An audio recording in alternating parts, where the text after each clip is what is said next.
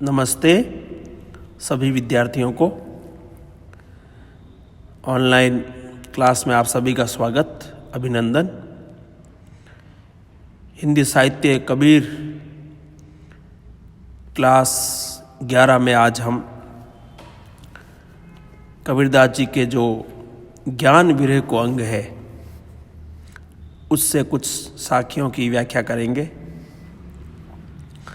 जैसा कि हम जानते हैं कि कबीरदास जी ने जो साखियाँ लिखी है उन साखियों में आत्मा और परमात्मा का जो संबंध है उसको उन्होंने अलग अलग रूप से लिखा है, समझाया है। हम लेते हैं साखी ज्ञान विरह को अंग। हृदय भीतर दो बले, हृदय भीतर दो बले, धुआं न प्रकटी होई। हृदय भीतर दो बले, धुआं न प्रकटी होई। जा की लागी सो लखे, के जिही लाई सोई। कबीरदास जी कह रहे हैं कि जिस समय साधक प्रियतम परमात्मा के वियोग में विरहित होता है, विरह में व्यतीत होता है, उस समय धीरे धीरे उसको ज्ञान होने लगता है। और मैं आपको सामान्य भाषा में समझाऊं तो जैसे कोई प्रियतमा है और प्रियतमा का प्रियतम प्रदेश चला गया और वो बहुत लंबे टाइम से बाहर है, नहीं आया। अब कुछ दिनों तक तो प्रीतमा को बहुत ज़्यादा दुख होगा, लेकिन धीरे धीरे जब उसके अंदर ये समझ विकसित होने लग जाएगी कि मेरे प्रीतम गए तो यहीं हैं, थोड़े समय बाद, नहीं तो कुछ समय बीतेगा, उसके बाद तो आखिर में तो यहाँ आएंगे ही, तो उस ऐसा सोच करके उसका जो दुख है वो कुछ हद तक हल्का हो जाता है। यानी कि उसके अंदर क्या आ गई, समझ आ गई। तो यहाँ पर यही भाव है ज्ञान विरह को अंग में कि विरह व्यतीत जो प्रियतमा है उसके अंदर धीरे धीरे ज्ञान आने लगता है, और जो ज्ञान आने लगता है तो फिर वो जो है ज्ञान प्रभावी हो जाता है। यानी कहने का भाव ये है विद्यार्थियों कि एक तो विरह होता है जो सामान्य प्रियतम के वियोग में जो वेदना होती है वो होता है, और एक ज्ञान विरह यानी ज्ञान को, अब इसका दूसरा अर्थ मैं ले रहा हूं कि ज्ञान को प्राप्त करने की विरह है ना, ज्ञान को प्राप्त करने की ललक, जिज्ञासा, वो हो गया ज्ञान विरह, है ना। तो आप क्लियर समझिएगा कि ज्ञान विरह का, मैं अभी साखी का अर्थ नहीं कर रहा हूं, मैं ज्ञान विरह को समझा रहा हूं। ज्ञान विरह का अर्थ होता है, एक अर्थ तो हो गया कि विरह के बाद में, विरह के बाद की जो स्थिति होती है जब साधक में थोड़ी समझ आ जाती है तो फिर वो उसका जो समझ के साथ में विरह होता है परमात्मा के प्रति, ठीक है। और दूसरा अर्थ हुआ ज्ञान विरह का कि ज्ञान की प्यास, ज्ञान के लिए जिज्ञासा। तो इससे संबंधित अब ये साखियाँ हम लेते हैं। कबीरदास जी कह रहे हैं कि मेरे हृदय में ज्ञान की अग्नि लगी है ना। वो कह रहे हैं कि ज्ञान की जो अग्नि लगी है उसमें क्या हो रहा है, देखो, हृदय भीतर दो बले, धुआं न प्रकटी होई। ये जो ज्ञान विरह की जो अग्नि है बड़ी अद्भुत है। वो कह रहे हैं ये बड़ी अद्भुत है, जिसमें क्या होता है कि इसमें हृदय भी जल रहा है, यानी जो हृदय है साधक का, जीवात्मा का, वो भी जो है जल रहा है। हृदय भीतर दो बरे, हृदय भीतर दो बरे, धुआं न प्रकटी होई। इन जो मेरा हृदय है उसके अंदर जो है दो बले, हृदय भीतर दो बले। अब दो का अर्थ यहाँ पर दाव यानी अग्नि हो गया, बले मैंने जल रहा है, यानी मेरे हृदय के अंदर जो अग्नि लगी है जिससे मेरा जो वो अग्नि इस तरह की है जिससे धुआं भी प्रकट नहीं हो रहा है। अर्थात ये जो ज्ञान साधना की, जो ज्ञान विरह की जो अग्नि है ये बड़ी अद्भुत है। इसके अंदर हृदय जो है अंदर से जल रहा है, भीतर मैंने अंदर से जल रहा है, लेकिन बात यह है कि इससे धुआं नहीं निकल रहा है, तो कोई प्रमाण नहीं है कि अग्नि लग रही है ना। जाके लागी 100 लखे के जिहिलाई सोई।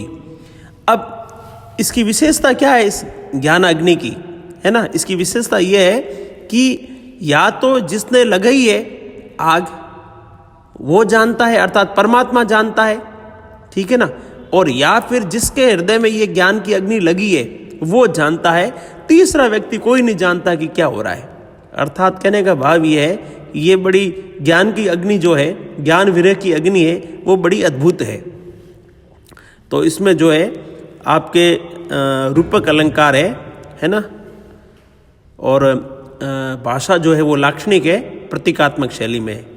इन सभी में लगभग यही भाषा है, ठीक है ना। तो अगली लेते हैं हम।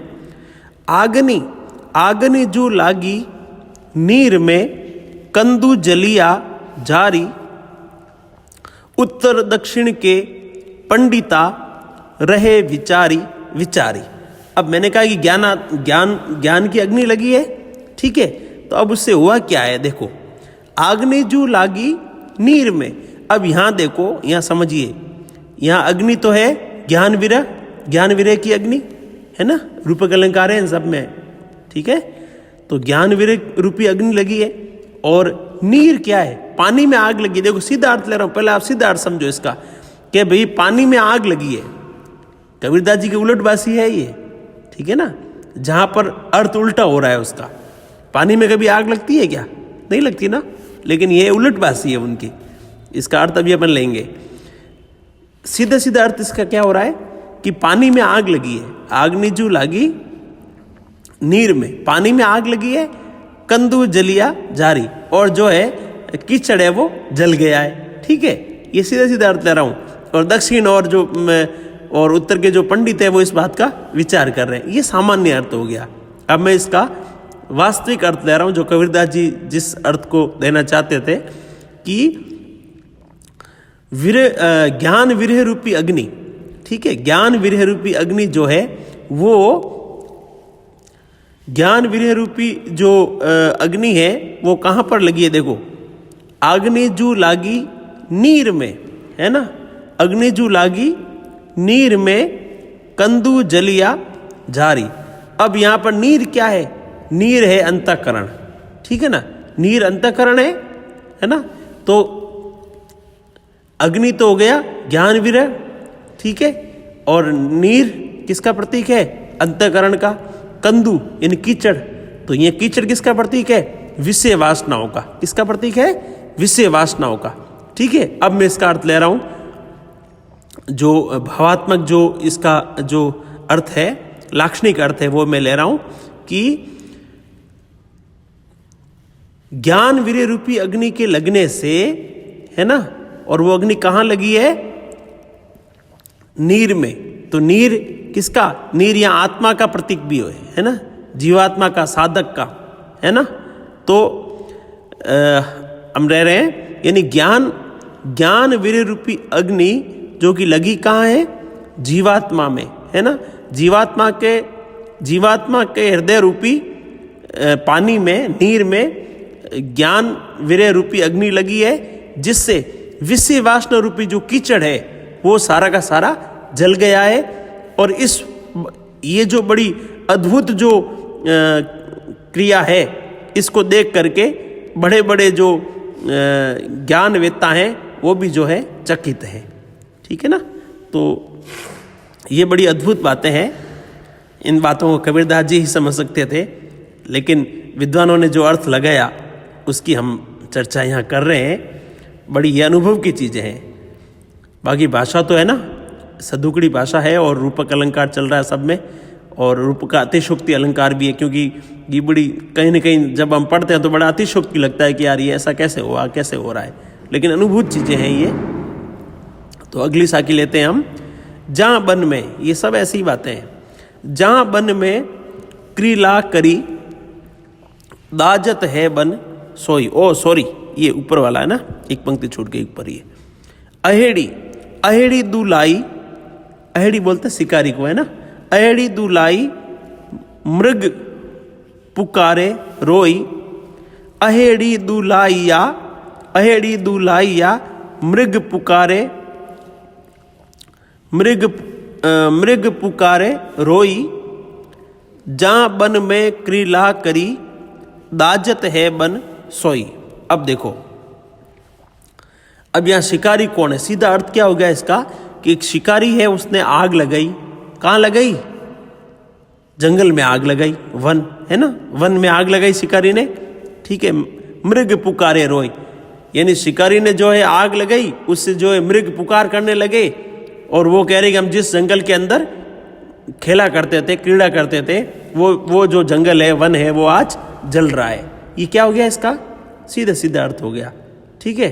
अब इसका वास्तविक लाक्षणिक अर्थ क्या है ना, व्यंग्यपरक अर्थ क्या है?